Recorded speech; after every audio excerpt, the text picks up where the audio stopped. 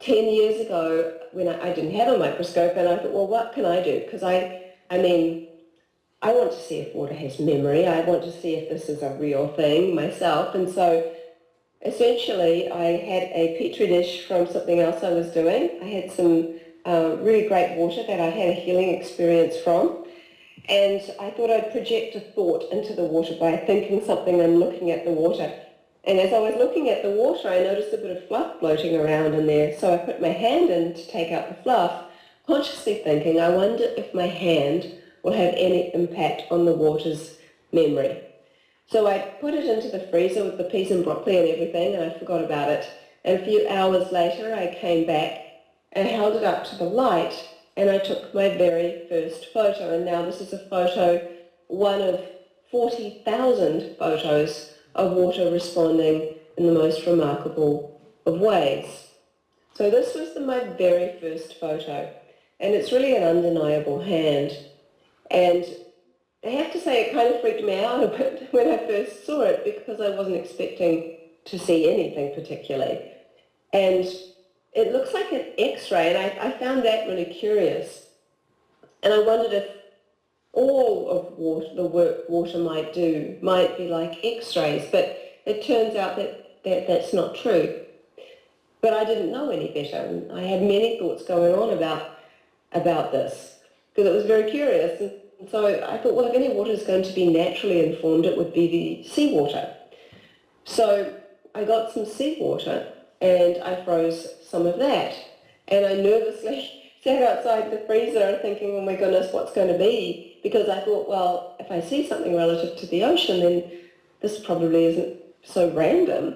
And so this is the picture that I got. Now you'll notice it's a little bit different. There's some feathering, and that is because seawater freezes differently to fresh water. But you can see the outline of a fish here, and the fins and the gills and the perfectly round eye and the tail. And I thought that was pretty amazing. And then really my freezer became my most used household appliance. But I discovered something along the way, and that is that there is three stages of freezing. Now what you're seeing here is my old technique compared to my new technique. For nearly a year I froze water solid, and I'm truly amazed that I got the imagery that I got, because what I know now is that the information that's really held in the water is held at the first freeze, and we're going to get really into this because there's so many layers to it, and it's so relative to so many things. But I'll explain this picture. So my son was projecting the thought of an arrow into the water, and he took this photo as well, and you can see a very clear arrow. It looks quite metallic, and if we really kind of zoom in a bit here, you can see the texture and everything that's in there it's really quite amazing. But what's different is the clarity and the light. So although this was about 1 centimetre thick of ice, whereas this is about 3 millimetres thick. So here are a few more photographs of me doing things with my hand. And you can see that they're all relative to the expression that I used. So for here I put my hand over the water, and you can see the same shape of my hand. Here I cupped my hand over the water, and here I was holding a feather into the water.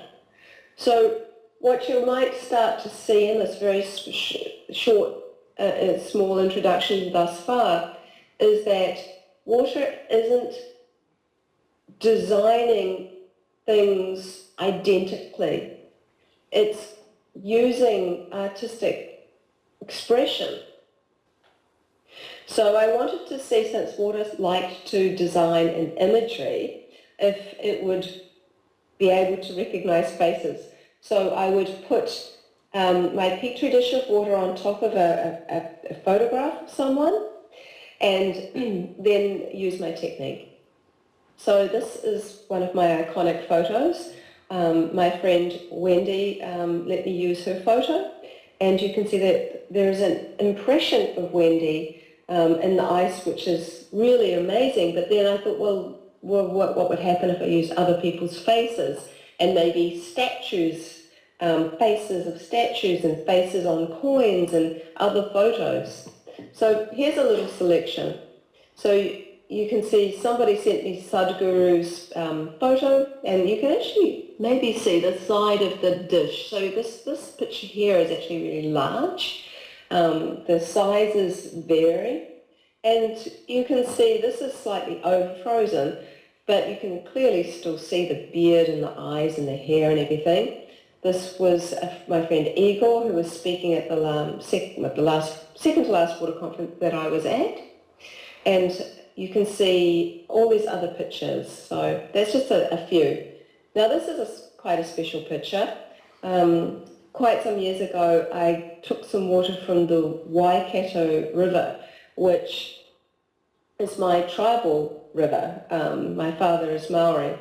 And there's a saying, there's several nice sayings in Maori, but one of them is that I am the river and the river is me. So there is this intimate understanding that we are all connected. And you can see the outline of the face and kind of a beard here, and the hair is kind of pulled back in the style that olden time Maori would always, the men would have their hair long and pull it back. So it's quite special. You'll notice different colours coming through. That's because there's such a thin layer of ice that I have a lot of different background colours, and I like to play with those background colours.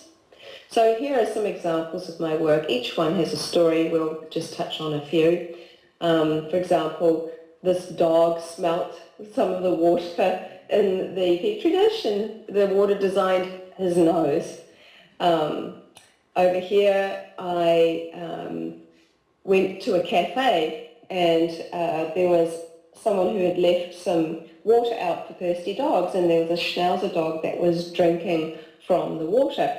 And I asked the waitress if I could have a takeaway cup to take away some of the dog bowl water, and I explained what I was doing with it and everything, so she didn't think I was completely crazy. And then I just came home and froze some of it, and it designed like an etching of the dog. Here are some more.